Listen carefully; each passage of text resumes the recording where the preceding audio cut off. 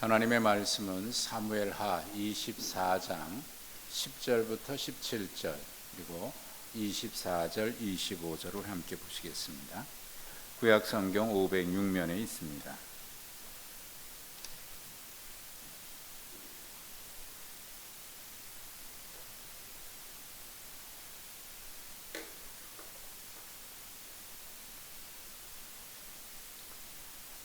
(24장 10절부터 17절) 그리고 24절 25절 교독하시면서 오늘 우리에게 주신 하나님의 음성을 함께 들으시기 바랍니다. 다윗이 백성을 조사한 후에 그의 마음에 자책하고 다윗이 여호와께 아뢰되 내가 이 일을 행함으로 큰 죄를 범하였나이다. 여호와여 이제 간구하옵나니 종의 죄를 사하여 주옵소서. 내가 심히 미련하게 행하였나이다 하니라.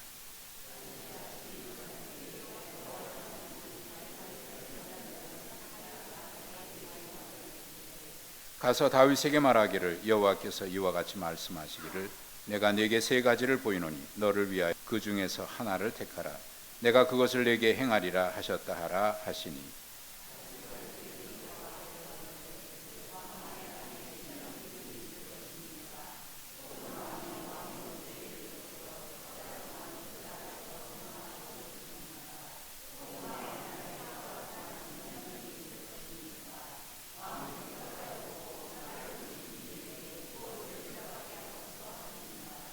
다윗이 가세게 이르되 내가 고통 중에 있도다.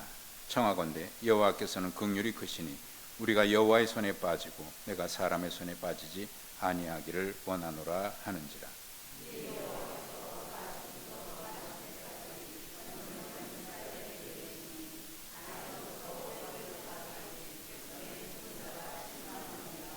천사가 예루살렘을 향하여 그의 손을 들어 멸하려 하더니 여호와께서 이 재앙 내리심을 뉘우치사 백성을 멸하는 천사에게 이르시되 족하다.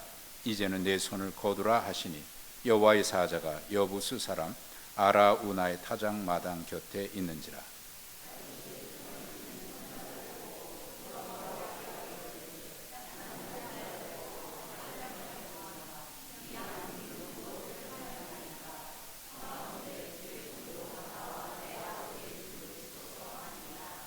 (24절입니다) 왕이 아라우나에게 이르되 그렇지 아니하다. 내가 값을 주고 내게서 사리라. 값 없이는 내 하나님 여호와께 번제를 드리지 아니하리라 하고 다윗이 은 50세겔로 타작마당과 소를 사고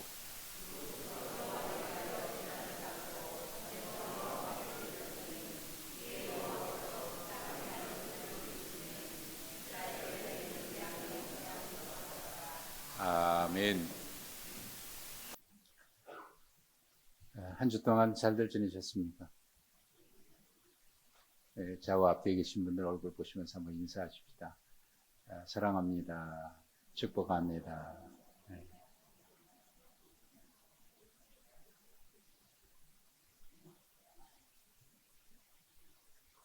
아마 3달 넘게 우리가 사무엘상하를 본 것 같아요. 3달 넘게 사무엘서를 보면서 다윗의 생애와 함께 성경의 사무엘서를 통해서 주신 하나님의 말씀을 우리가 함께 들었는데 다니엘이 아니고 다윗입니다. 다윗이 분열된 국가를 통일하고 주변 국가와의 전쟁에서 끊임없이 쳐들어오는 외적을 제압해서 주변 국가를 평정하고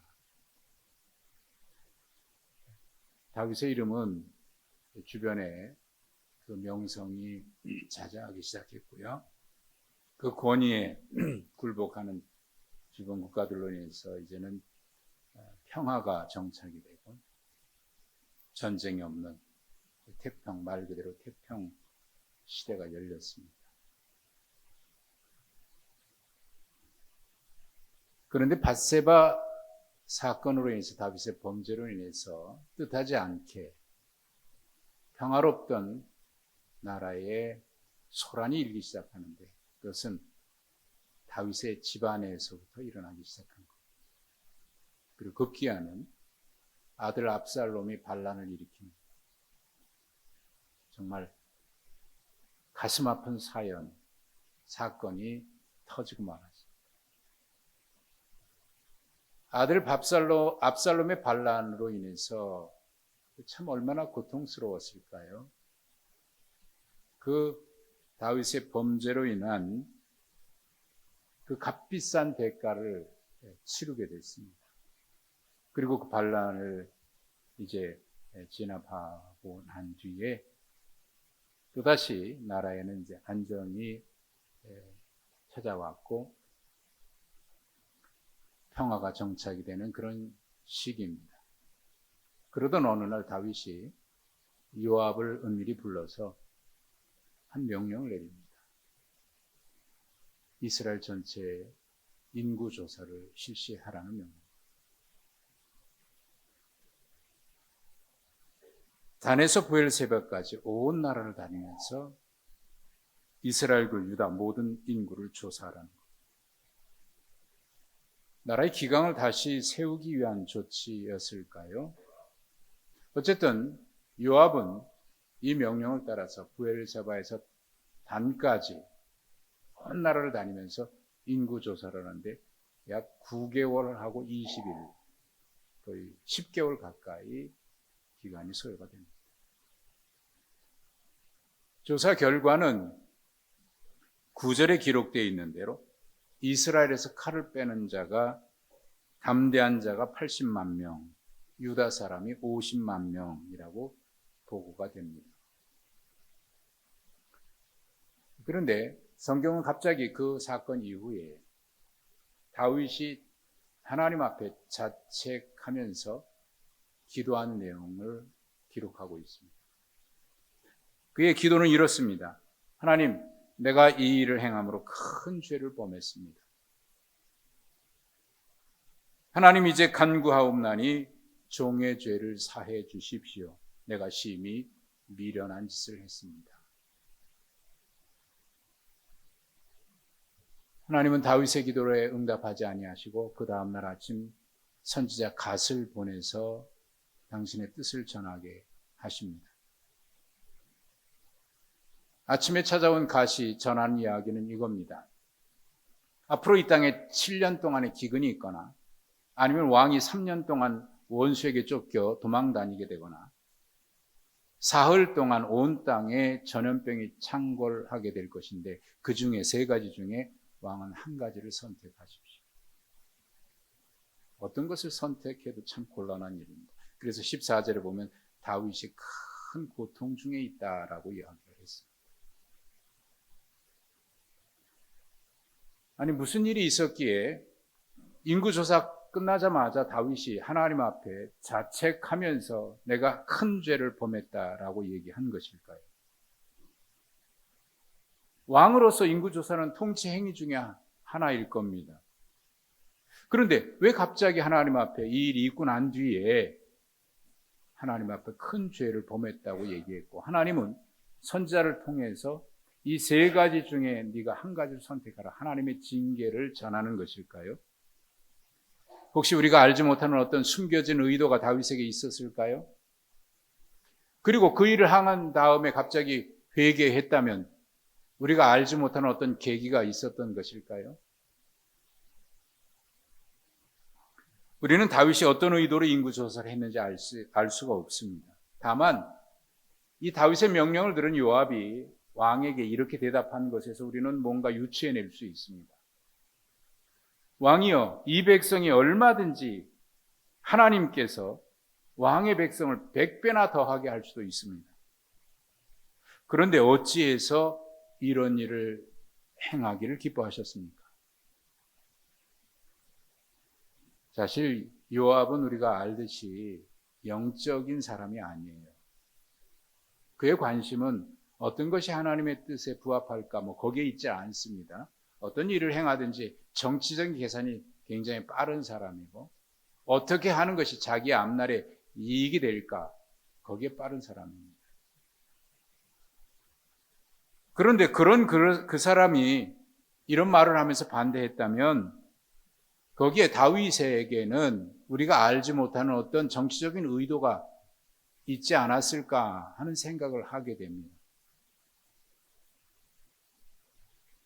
도대체 다윗은 왜 인구 조사를 하게 된 걸까요? 그의 의도를 알 수 있는 것은 24장 1절에 나타나 있습니다. 그 인구 조사의 배경이 기록되어 있는데, 여호와께서 다시 이스라엘을 향하여 진노하사 그들을 치시려고 다윗을 격동시키사 이스라엘과 유다의 인구를 조사하라 하셨다, 이렇게 기록이 되어 있습니다. 세번역 성경을 읽어드리면 이렇습니다. 주께서 다시 이스라엘에게 진노하셔서 백성을 치시려고 다윗을 부추기셨다. 너는 이스라엘과 유다의 인구를 조사해라. 하나님이 그렇게 하도록 다윗을 부추기셨다는 거예요. 그런데 그 일이 왜 다윗의 마음에 자책하게 됐을까요?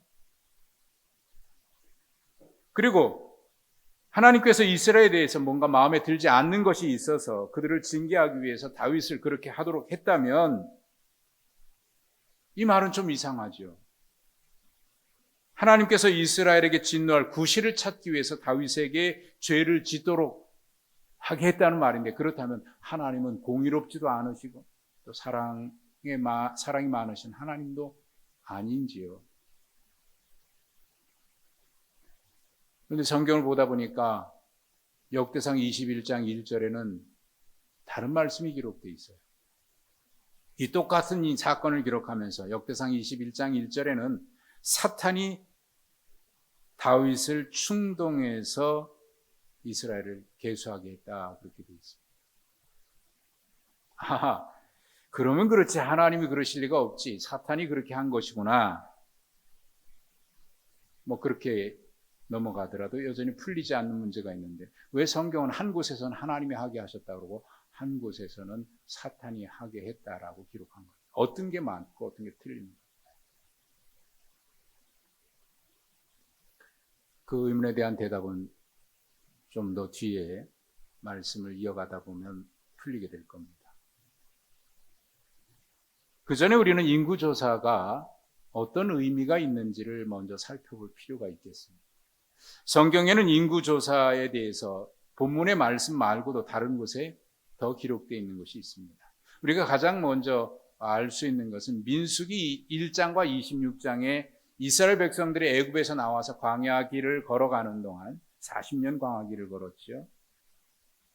그 출애굽 초기에, 그리고 광야 40년이 끝나갈 즈음에 인구조사한 기록이 민수기 1장과 26장에 두 번이나 기록되어 있습니다.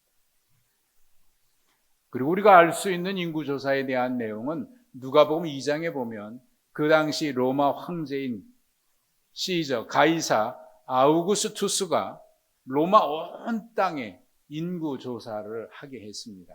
그때 요셉과 마리아도 그 명령을 따라서 고향 베들레헴으로 가는 길이 기록되어 있죠. 그래서 베들레헴에서 여관에서 출산한 그 일이 기록되어 있습니다. 대표적인 인구조사의 내용인데요. 근데 이 두 가지는 분명한 차이가 있습니다. 민수기에 기록되어 있는 말씀은 하나님께서 명령을 하셨습니다. 명령하신 이유는 이렇습니다. 이스라엘 백성들이 내 백성이다, 그들이 가나안 땅에 들어가거든 그들에게 유업을 물려주기 위해서, 하나님의 기업을 물려주기 위해서 명령을 했습니다. 그런데 가이사의 인구조사, 아우구스투스 로마 황제의 인구조사는 그렇지 않지요. 그건 황제로서의 통치 행위입니다. 목적은 이것입니다. 백성을 통제하고 왕권을 강화하기 위한 수단입니다. 우리는 여기서 이스라엘 백성들이 가나안 땅에 들어오고 난 뒤에 사무엘 선지자를 어느 날 찾아와서 요구한 내용을 알고 있습니다. 사무엘 초기에 기록되어 있죠. 사무엘 선지자에게 찾아와서 이렇게 얘기합니다. 선지자요, 우리에게도 다른 나라를 보니까 왕이 있습니다. 그래서 왕이 강력한 힘을 가지고 이 백성들을 이끌고 나가니까 이 나라가 튼튼해졌습니다. 그러니 우리에게도 이방의 다른 나라처럼 왕을 세워 주시면 좋겠습니다. 이렇게 요청을 해요. 그들은 보이지 않는 하나님이 아니라 강력한 왕이 통제하는 그런 국가를 원했습니다.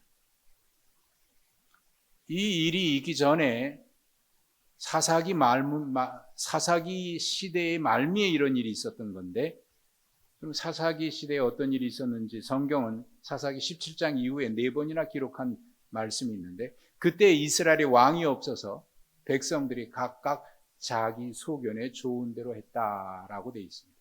자기 소견에 좋은 대로 했다라고 하는 말을 좀 더 분명하게 이야기하면 자기 소견에 옳은 대로가 아니라 자기 좋은 대로 했다. 소견에 옳은 대로 되어 있습니다만은 자기 좋은 대로, 하고 싶은 대로 했다, 그런 말이에요. 그래서 사사기 시대에 엄청난 혼란이 있었지요. 근데 그들은 이 혼란의 문제, 나라가 혼란스럽고 우리의 삶이 어렵고 하는 문제가 그들이 하나님을 떠나고 하나님의 말씀을 반역하고 하나님을 떠난 데 있다고 생각하지 않고 다른 나라처럼 왕이 없기 때문이라고 생각을 한 겁니다. 그래서 그들이 하나님 앞에 돌아오기보다는 우리에게 왕을 세워주면 이 나라가 안정되겠습니다라고 요청을 한 겁니다. 하나님은 그들의 의도를 아셨지만 그럼에도 불구하고 왕을 허락해서 세워진 왕이 사울 왕입니다. 하나님이 염려하셨던 대로 이 사울 왕은 이방의 왕들과 똑같은 길을 걸어가고 말았습니다.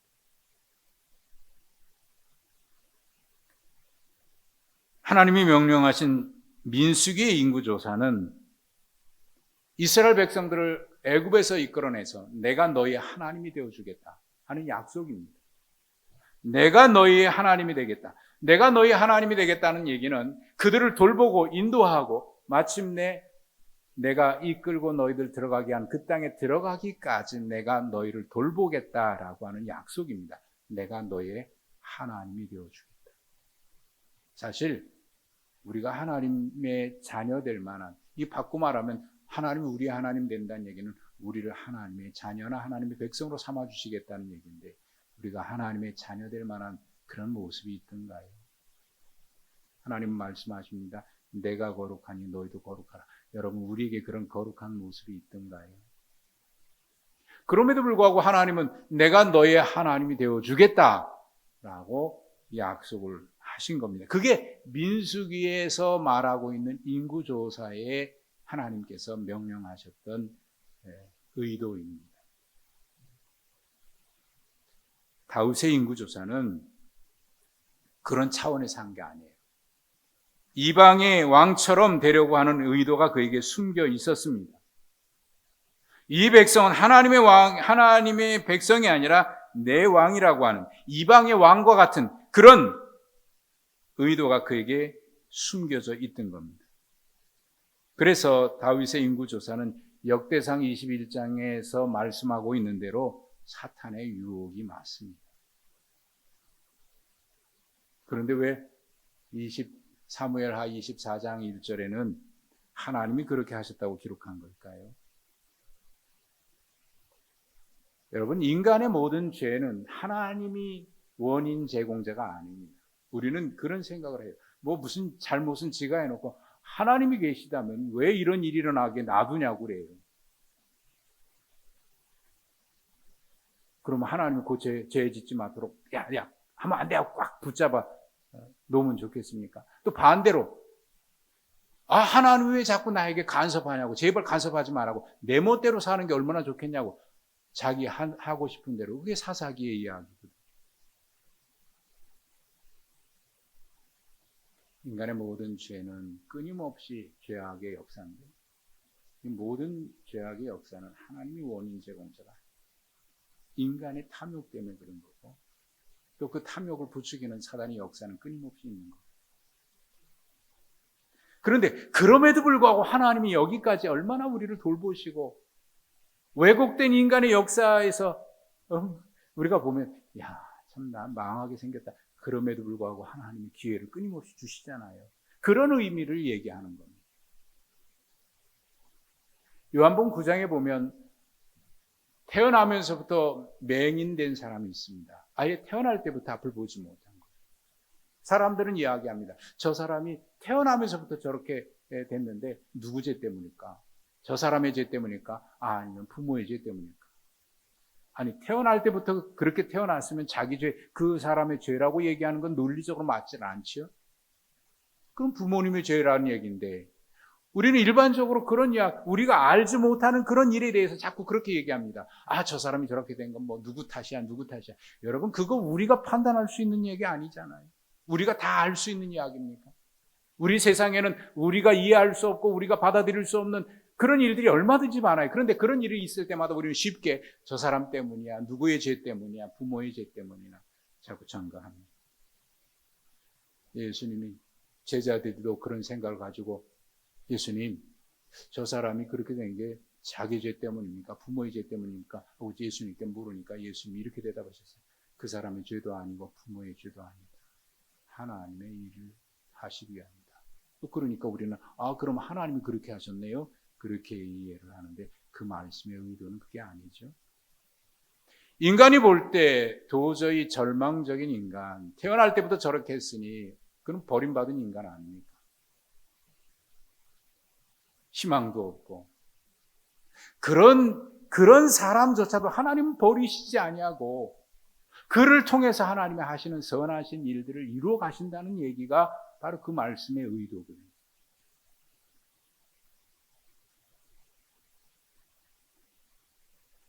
다윗의 인구 조사는 사탄의 유혹에 넘어간 거예요. 왜 그가 넘어갔을까요? 그렇게 하나님의 말씀대로 살았던 그는 압니다. 지금까지 자기를 지켜주셨고 높여주셨고 축복해 주셨습니다.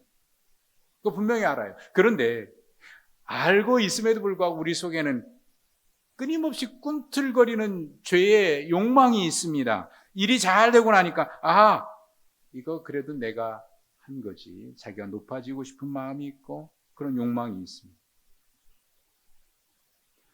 다윗도 알고 있습니다. 이 모든 일은 하나님의 축복이 은혜의 선물이라는 사실을 누구보다 잘 알고 있습니다. 그런데 그럼에도 불구하고 그래도 이만큼 됐으니까 내가 한 게 있겠지. 이 백성들을 보니까 그 속에 그런 욕망이 꿈틀거리고 있는 거예요. 그 유혹의 욕망에 불을 붙인 게 이제 사탄의 시험이죠. 넘어가고 말하죠. 사실 이야기는 다른 사람의 이야기가 아닙니다. 우리의 이야기. 우리도 분명히 알아요. 하나님의 은혜라고 얘기합니다. 하나님의 은혜라고 너무나 잘 알고 있습니다. 이건 하나님이 하신 일이고 내 생각으로 이해가 안 돼요. 하나님이 하신 것이지 분명합니다. 그런데 그럼에도 불구하고 속에서 그래도 내가 자기를 드러내고 싶은 마음이 우리 속에 끊임없이 꿈틀거려요. 누군가가 하나님의 은혜입니다. 모든 게 하나님의 은혜입니다라고 고백을 했습니다. 그러시군요. 정말 하나님이 하신 거군요. 그렇게 말하면 섭섭해. 자기가 그렇게 말해놓고도. 그래도 뭐라고 해주길 바래요? 그래도 당신도 열심히 하셨죠. 그 얘기 듣고 싶은 거야. 근데 말은 하나님이 하셨습니다. 그래서 누군가가 동조하면 섭섭한 거예요. 그래도 그렇지, 너는 그렇게 말하면 안 돼. 우리 속에 끊임없이 꿈틀거리는 건가. 그걸 누군가 알아주기를 원하고 알아줬으면 좋겠고 나도 은연중에 그걸 말하고 있는 그런 모습이 우리 속에 있습니다. 그렇게 하나님의 뜻을 구했던 다윗도 어리석어졌습니다. 요압도 알고 있어서 하지 않았으면 했는데 다윗은 알지 못합니다. 하나님을 원하시면 지금까지도 주셨는데 하나님이 더 부족하다고 생각하면 얼마든지 더 주실 텐데 왜 그런 생각을 하셨습니까? 가만히 보니까 다윗이 밧세바와의 그 사건으로 범죄했을 때도 나단 선지자가 와서 그런 책망을 했습니다.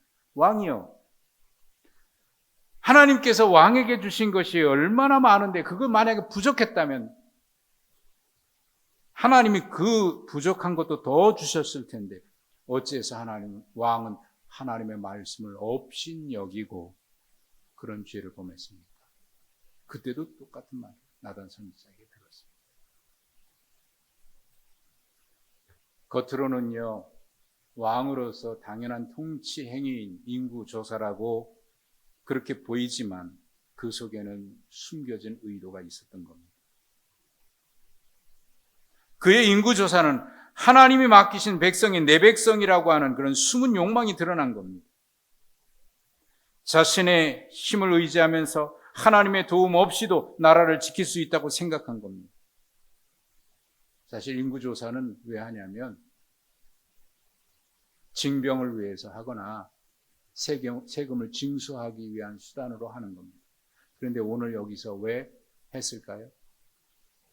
인구조사하고 와서 요압이 보고할 때 한 내용을 보면 이렇게 되어 있습니다. 이스라엘에서 칼을 빼는 담대한 자가 그러면 다윗이 요압에게 인구조사라고 명령할 때 성경에는 기록하고 있지 않지만 뭐 조사라고 한 걸까요? 그 의도가 있는 거예요. 그래서 요압도, 그 멍청한 요압도 그때는 그걸 알았던데 그렇게 똑똑한 다윗은 왜 모르느냐?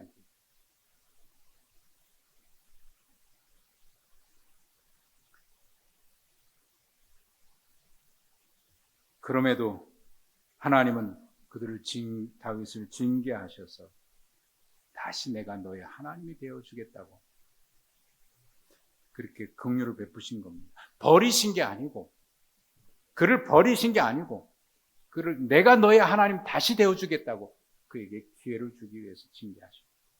자, 이제 다윗이 어떤 것을 선택해야 옳을까요?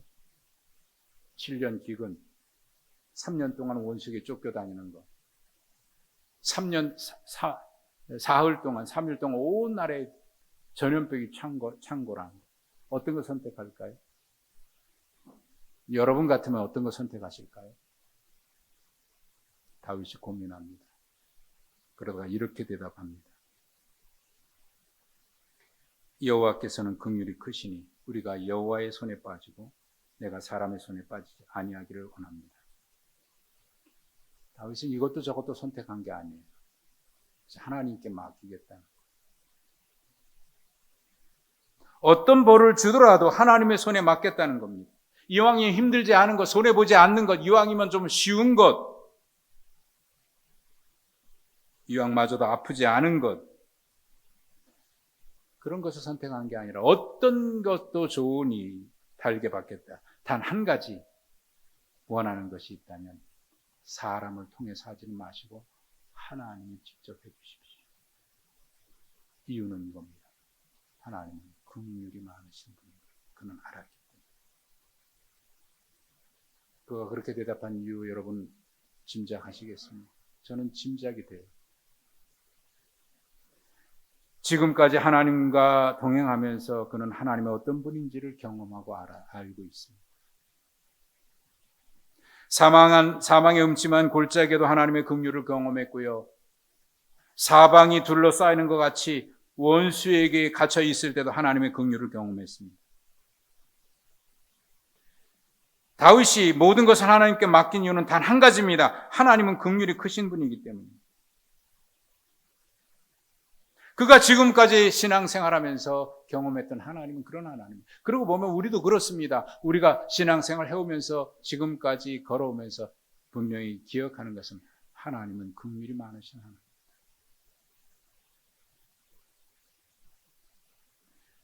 다윗이 기댈 수 있었던 것은 단 한 가지 그겁니다. 하나님의 긍휼, 하나님의 은혜만이 그가 기댈 수 있었습니다. 그래서 하나님의 은혜 없이는 살아갈 수 없다고 고백하는 것입니다. 사실 그렇지 않습니까? 우리가 기댈 수 있는 게 뭐가 있겠습니까? 우리는 종종 의를 얘기하고 정의를 얘기하고 공의를 얘기하고 누가 어떻고 여러분 우리는 참 남의 이야기를 너무 많이 해요. 사람들을 평가하고 이러니 저러니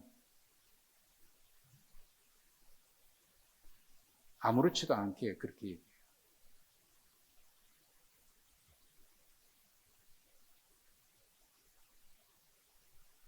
그 속에 무슨 마음이 있는 걸까요?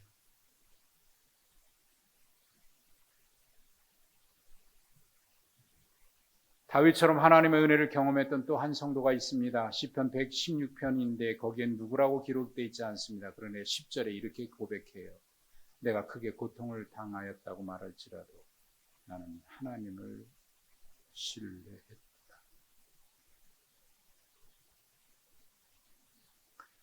그 죄에 대해서 하나님은 심판하셨습니다. 그래서 사흘 동안 전염병으로 7만 명이나 죽습니다. 그래서 다윗이 회개합니다. 또다시 하나님 앞에 회개합니다. 하나님, 죄를 지은 사람은 나입니다. 이 백성들이 아니고 내가 잘못했습니다. 차라리 나와 내 아버지 집을 쳐주십시오.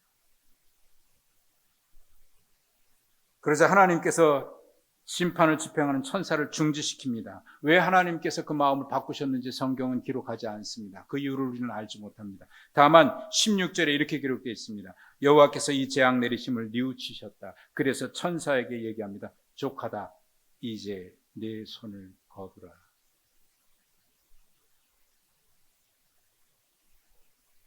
우리는 왜 하나님이 갑자기 마음을 바꾸셨는지 알지 못합니다.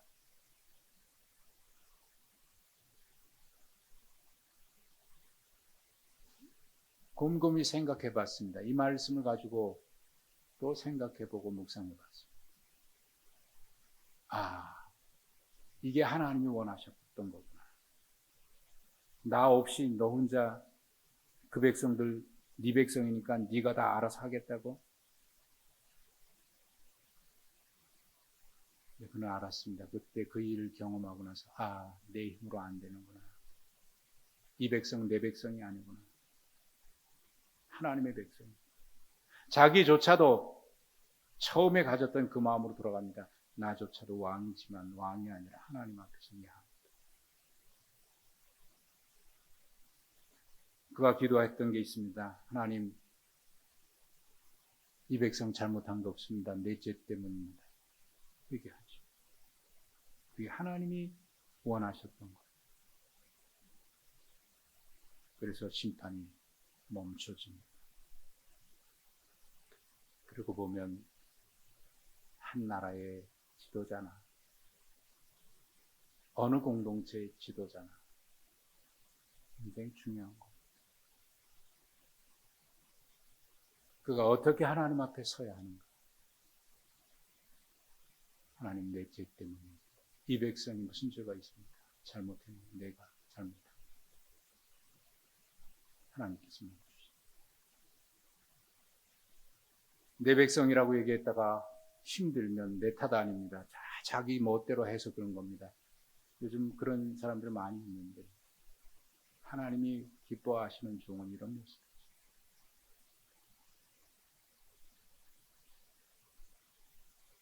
다윗이 하나님께서 그 징계를 멈췄던 것은 다윗의 회개 때문이 아니에요, 사실. 하나님의 긍휼 때문이죠. 그 사랑 때문에. 우리가 구원받은 것은 우리가 회개했기 때문이 아니라 하나님의 긍휼이 풍성하신 그 사랑 때문인 겁니다. 그 사랑을 알게 우리가 또한 회개할 수 있었던 것이고. 선지자가 다윗에게 요구합니다. 아라우나의 타작마당에서 여호와를 위해서 제단을 쌓아라. 다윗이 신하들을 데리고 아라우나의 타작마당으로 갑니다. 왕이 오는 것을 보고 아라우나가 버선발로 달려와서 왕이 어쩐 일이십니까? 하나님이 이곳에서 제단을 쌓으라고 한다. 그러십니까? 그러면 이 땅을 다 제가 바치겠습니다. 하나님 앞에 하는 그 일이 내가 바치겠습니다. 필요한 것도 다 제가 바치겠습니다. 아니, 하나님 앞에 거저할 수는 없다. 거저할 수는 없다. 값없이는 내 하나님께 번제를 드리지 아니하리라. 내가 값을 사서 하겠다.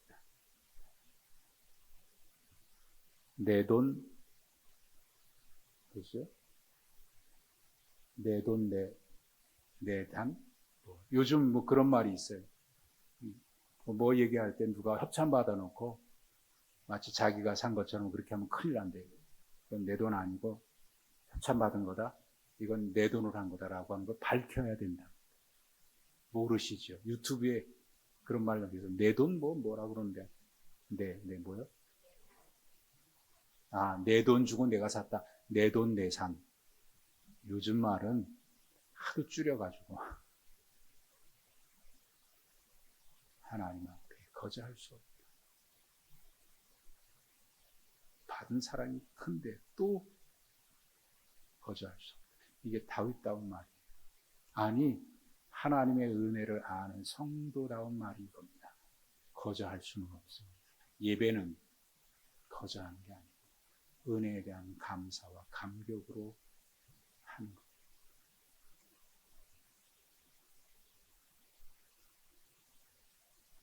사무엘서를 마무리하면서 25절에 이렇게 기록되어 있습니다. 그곳에서 여호와를 위해서 제단을 쌓고 번제와 화목제를 드렸더니 이제 여호와께서 그 땅을 위한 기도를 들으심에 이스라엘에게 내린 재앙이 그쳤더라.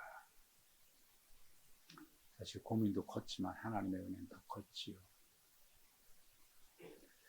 여기 아라우나의 타작마당이 어떤 것인지 아십니까? 다윗이 왕을 물려주고 아들 솔로몬에게 물려주고 그는 떠납니다. 솔로몬은 그 아라우나의 타작마당에다가 성전을 짓습니다. 성전은 인간의 모든 죄를 용서하시는 하나님의 크신 긍휼 위에 세워지는 것. 신약의 교회입니다. 교회는 예수 그리스도의 십자가 구속의 사랑 위에 세워지는 겁니다. 하나님의 은혜와 사랑 위에 세워지는 겁니다. 우리의 죄, 실수까지 바꾸시는 하나님의 은혜만이 우리의 소망이고, 우리의 구원은 우리가 죄인이었을 때 하나님과 원수되었을 때도 독생자를 보내신 그 사랑 위에 세워지는 것입니다. 물론 인간의 헌신과 수고가 있지요. 그러나 인간의 헌신과 수고 위에 세워지는 게 아니라 하나님의 은혜와 사랑 위에, 긍휼 위에 세워지고 그 사랑에 감사해서 헌신하고 예배하고. 하나님은 우리를 부르실 때 아브라함을 부르셨던 것처럼 내가 너로 말미암아 모든 민족이 복을 받게 되리라 하셨던 것처럼 우리도 그렇게 부르신 겁니다. 내가 너에게 복을 줄 것이다. 그러나 너로 말미암아 다른 사람도 복을 받아야 될 것이다. 이게 하나님의 부르심의 목적입니다. 교회의 존재 목적이기도 합니다. 교회는 하나님의 은혜와 사랑의 긍휼을 힘입은 자들이 그 사랑에 감사해서 헌신하고 충성하고 하나님 앞에 예배하고 또 감사하고, 그리고 동시에 우리의 삶의 현장을 통해서 세상 사람들이 하나님의 사랑을 알 수 있도록 축복의 통로, 사랑의 통로.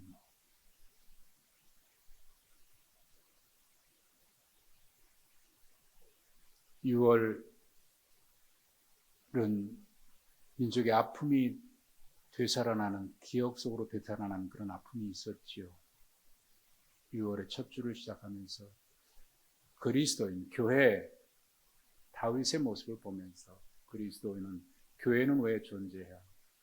나라가 혼란스럽고 어렵고 그럴 때 누구 탓이라고 정죄하고 그럴 것이 아니라 마치 내 죄인 양 교회는 민족을 위해서 무릎 꿇고 기도해야 하고, 왜? 하나님의 긍휼을 입었기 때문에.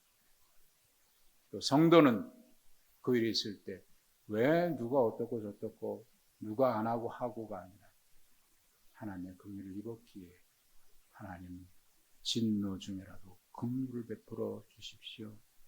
하나님 앞에 무릎 꿇을 수 있는 사람. 교회가 해야 할 일이고 하나님의 사랑을 경험한 그리스도인의 사명입니다.